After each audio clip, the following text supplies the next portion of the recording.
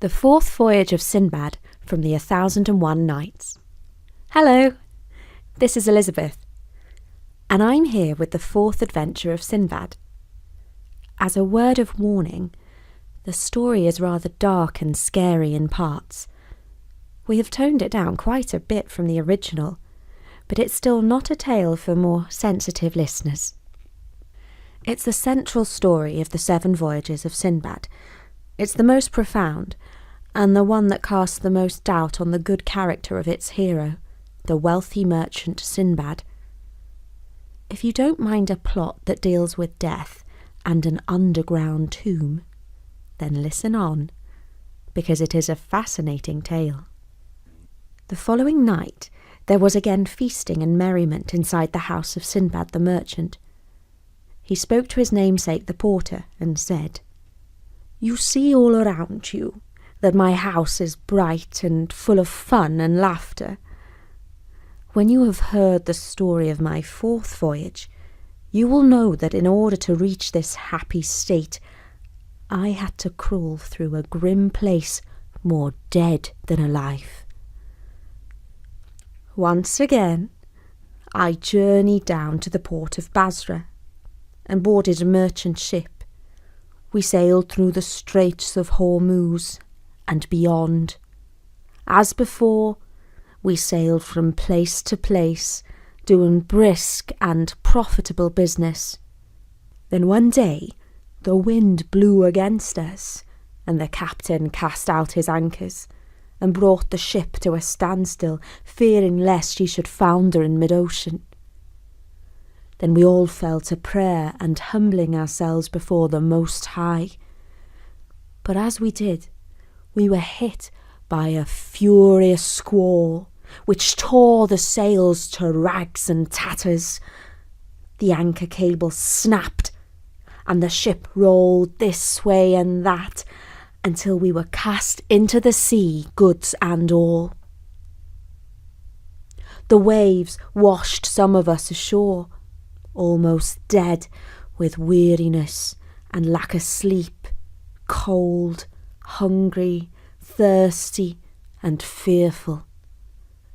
And so we walked about the island until we came to the gate of a fine house. A number of men came out.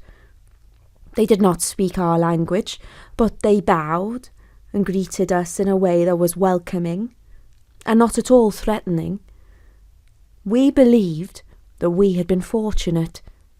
They led us through gardens and courtyards and into a great hall where they presented us to their king. He too proved to be most courteous and friendly and signalled to us to sit down at the table. Servants brought plates full of delicious fruits and bread and placed them before us. Our men began to eat, but they had forgotten their good manners. They could not help themselves, but they greedily grabbed more and more food with their hands and stuffed it into their mouths. They chomped and slathered like animals. This rude behaviour was most unusual in them. It was as if they had been possessed by an evil spirit. Our hosts did not seem to mind. They brought coconut milk, and when the men had drunk this, they became still more greedy.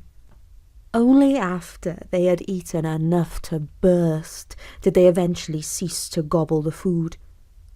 Now sated and drowsy, they allowed themselves to be led out to a pen, where they were kept like cattle. For the next few weeks, they wandered amongst the trees and rested at will, growing fatter and fatter. But I, who had no interest in this animal behaviour, wasted away with lack of food and fear.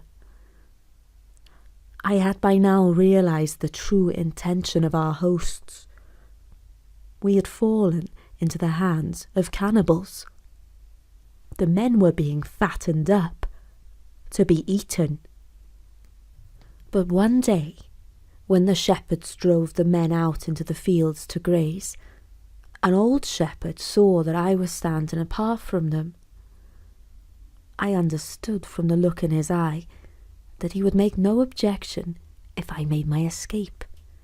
In fact, he pointed me the way to go. I left and found a road which I followed for several days.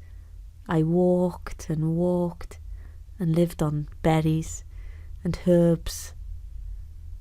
Thanks to Almighty Allah for all his favours, I eventually saw the walls of a magnificent city. When I was close to the city, I fell in with some travellers who asked my name and where I was from. When they heard how I had escaped the cannibal's farm, they marvelled and said that my story proved the greatness of Allah. Fate had once again favoured me, for these people were well connected and promised to introduce me to their king. We entered the city, and I was impressed by the fine houses, the prosperous people, and the markets well stocked with food. I saw that all the citizens, great and small, rode fine horses, high-priced and thoroughbred, but oddly, they lacked saddles.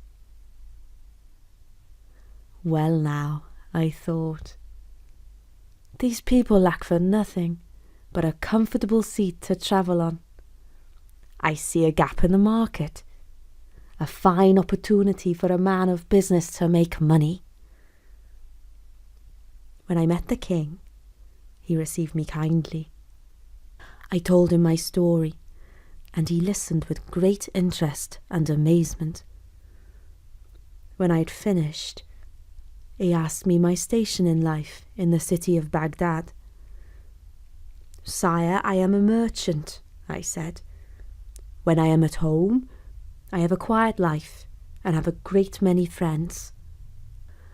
But let me say, I have an idea to remain in your fine city and set up a business. I have noticed how your citizens ride horses but make no use of saddles." "Saddles?" asked the king. "What are they?" I described the leather seat and the equipment that we use to ride a horse in comfort, and His Majesty was most interested. Indeed, he asked if I could make one to show him. I answered that I would gladly do so. I sought out a clever carpenter to make the frame, and a tanner to produce a comfortable leather seat and fine reins, and a blacksmith to hammer out the stirrups and bit. Moreover, I made beautiful fringes of silk. I presented the work to the king and demonstrated how to make use of it to ride a horse. He was greatly impressed by the comfort of this arrangement, so much less bruising than riding bareback. He paid me a fine price for my equipment, and his officials and all the nobility in the land wished to imitate him. A great number of wealthy people ordered saddles and horse equipment from me, and I soon became quite wealthy. One day, the king called me to his office and said, "Your industry and business have improved the quality of life in our city. I have in mind to reward you with a beautiful and wealthy wife, so that you will wish to stay in our country and continue your work." So he summoned the Prime Minister and witnesses and married me straightway to a lady of a noble family, the flower of an ancient race of beauty and grace, and the owner of farms and estates and many houses. I said to myself, when I return to my native land, I will take her with me. But I should not have tempted fate, for no one knows what destiny has in store for them. From then on, my ease and prosperity, already great, continued to grow. Then, about a year after I was married, ill fortune struck my neighbour's house. My friend, who lived next door, lost his wife to illness. He was beside himself with grief.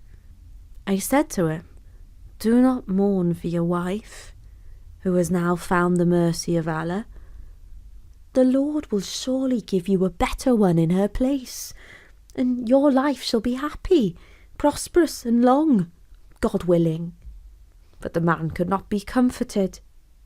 "You are a stranger here," he said. "You do not yet know all our ways.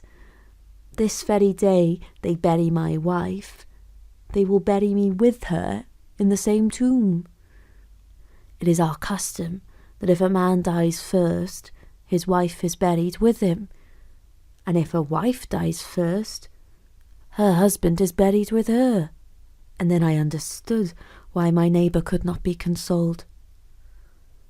The women of the house dressed the wretched man's wife in her finest clothes, and decked her in her richest jewellery with gold and diamonds.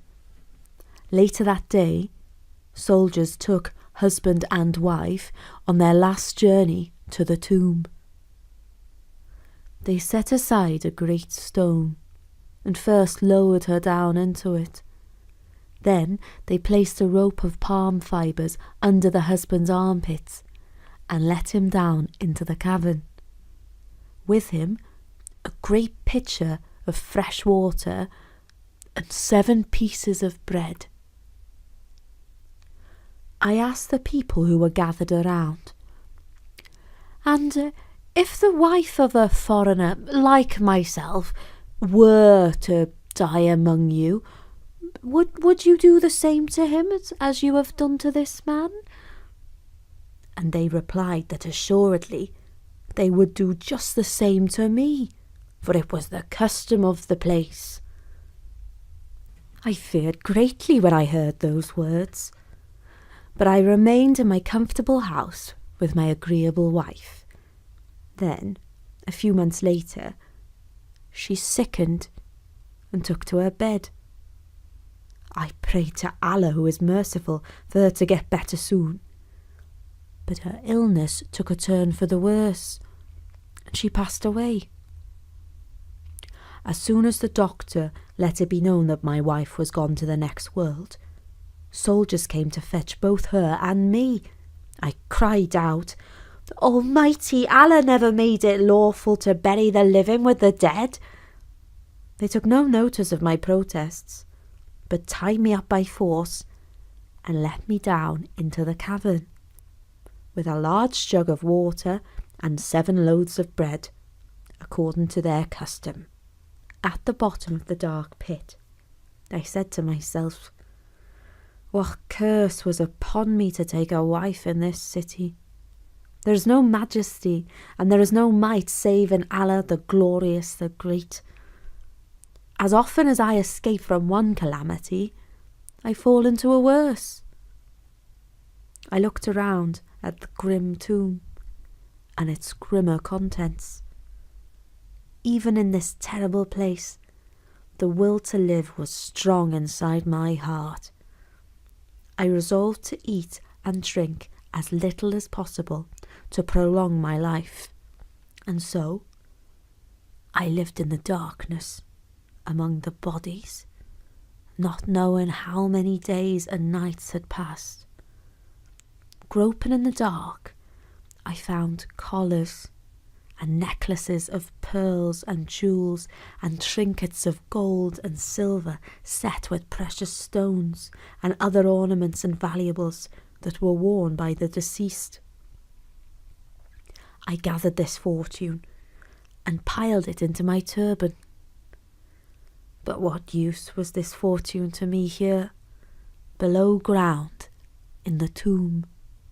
But it was not my fate to die there, for eventually I heard a rustling and a scurrying.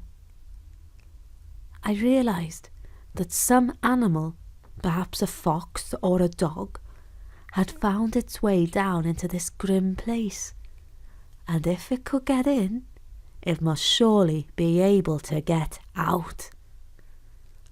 I followed its sound, crawling and wriggling on my belly like a worm.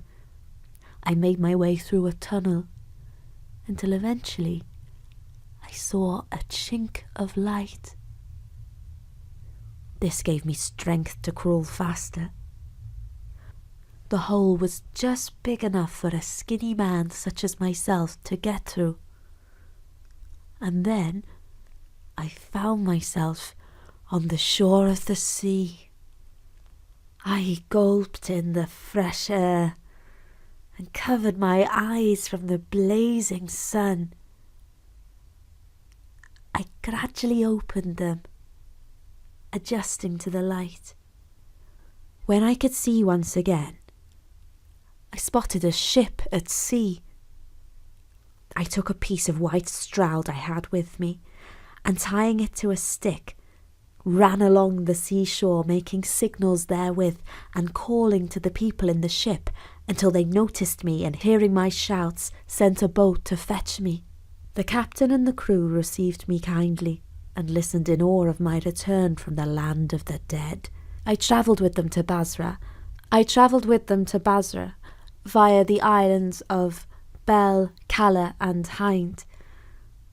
When I reached home, I had once again added to my wealth, thanks to the rich ornaments of the dead that I had brought with me. I gave freely to beggars, widows and orphans, and still had plenty left over for a life of ease. Then I gave myself up to pleasure and enjoyment, returning to my old merry mode of life. And that was the fourth voyage of Sinbad the Sailor, in which we learnt a little bit more about our hero's character. For more stories from all over the world, do drop by soon at storynori.com. But for now, from me, Elizabeth, bye! Bye!